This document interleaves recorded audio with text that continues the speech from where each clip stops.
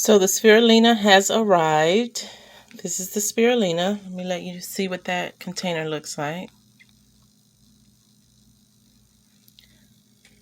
And I have just a regular bowl of water that I would use for my tank. So this is clean salt water. And I'm just going to use a pipette. I'm going to wet the tip of it. And I'm just going to dip it into the spirulina here and mix it in the water. Now, I'm not exactly sure how much spirulina to use, but I'm going to continue just adding a little bit of spirulina at a time until the water turns a little green, which it looks like that didn't take long at all. I'm going to keep mixing until I completely mix all of the spirulina with the water. Make sure there's no clumps of spirulina. Just going to keep mixing.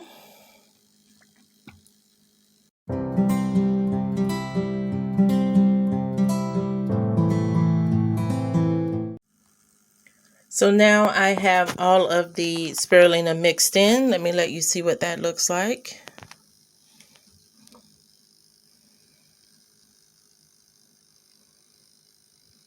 That's the color of it. I'm going to put my fresh hatched brine shrimp into this container after they've hatched, and I will show you what that looks like as well. So I'm going to take fresh hatched brine shrimp. Let's see if you can see them floating around there. There they are. And I'm going to put them directly into the water with the spirulina. I am going to get as much water out of the little sieve as I can. All right, here's what I've got. And I'm just going to put them in here.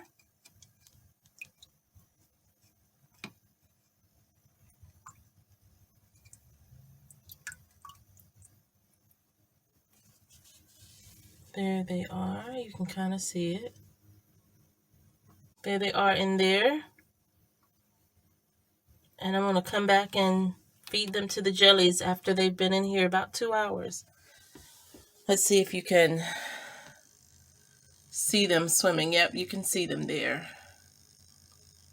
So I'm going to leave them for 2 hours. And then I'll come back and feed them to the jellies. It's been about 2 hours, and I put the light over them for a little while. I don't know if this is helpful or if this is going to make a difference, but I just wanted to get them moving around. So I'm going to move the light back over to the hatchery. I'm going to take this out, and I'm going to attempt to get these brine shrimp out of here. Now, I'm still target feeding the little jellyfish, so I'm going to try, and I don't know if this is going to work, but I'm going to try getting them out in this and then using my longer pipette to target feed the jelly. So here we go. So I've got some in the pipette. I don't know how many I have. It's very difficult to see now that the color of the water has changed. But let me show you what it looks like with me trying to target feed him.